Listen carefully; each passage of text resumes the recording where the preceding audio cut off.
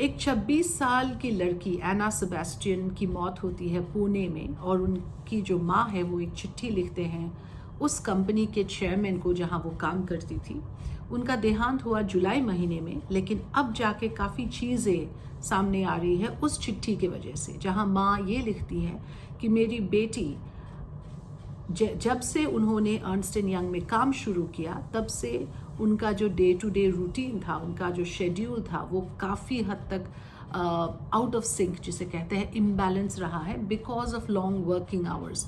उनका ये कहना था कि वो टाइम से खाना या सो नहीं पाते थे, बल्कि काफ़ी लेट आवर्स तक उनको काम करना पड़ता था, उनके डेडलाइंस होते थे। और माँ का ये मानना है कि उसी वजह से उनको जो एंग्जाइटी हुआ, उनको जो स्ट्रेस हुआ, उसी के वजह से उनको दिल का दौरा पड़ा। अर्नस्ट एंड यंग के जो चेयरमैन है राजीव मेमानी, उनका जवाब आता है उस चिट्ठी के ऊपर ये कहते हुए कि हमारे कंपनी में तो हज़ारों लोग काम करते हैं, सबके उतने ही वर्क प्रेशर है, तो वो बिल्कुल भी मानने को तैयार नहीं लगते कि वर्क प्रेशर से कुछ भी कनेक्शन हो सकता है। आप में से हो सकता है कई लोग ये माने या कई लोग ये ना माने कि वर्क प्रेशर रिलेटेड डेथ है। माँ बाप का ज़रूर ये मानना है कि वही वजह है।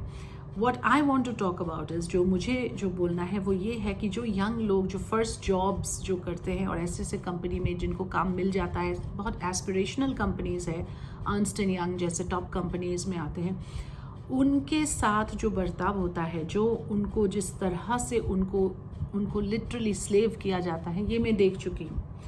I was leading teams in a newsroom and I have seen कि जो फर्स्ट जॉब्स में हैं, जो कॉलेज के पास आउट करके ज्वाइन कर रहे हैं, ऐसा माना जाता है कि उनको तो बस काम ही कराना है उनको, और उनके लिए कुछ भी रूल्स रेगुलेशंस कुछ नहीं था, मतलब they are suppose to slave around.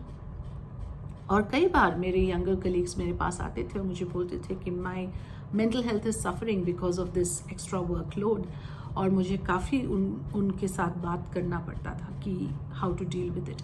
But क्या इस तरह के मेंटोर्स और इस तरह के सीनियर्स हर जगह होते हैं? क्योंकि मुझे भी नहीं मिला था जब मैं एक 22-23 ईयर ओल्ड लड़की थी, और जब मुझे भी काफ़ी चीज़ों से वर्क प्लेस में डील करना पड़ा था। It's a very serious issue. तो जो कंपनी के चेयरमैन हैं, उनसे ये उम्मीद की जानी चाहिए कि वो इस मामले को सीरियसली ले, कम से कम ये कहे कि हाँ ऐसा हो सकता है, मैं नहीं कहती हूँ इस केस में हुआ है, लेकिन हम इस पर जो है गौर करने के लिए तैयार हैं। इसको ब्रेजन आउट करना और कहना कि it can't be because of work pressure, I think that is being very defiant and very arrogant, और यही एरोगेंस है। बल्कि एक बहुत फेमस कोट है पीटर ट्रकर का, जिन्होंने कहा था कि culture Yeats strategy for lunch.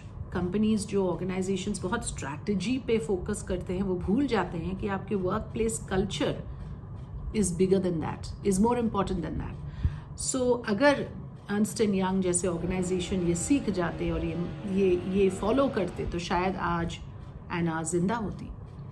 So that is the point I am trying to make कि let this be an opportunity for us to look at work place cultures.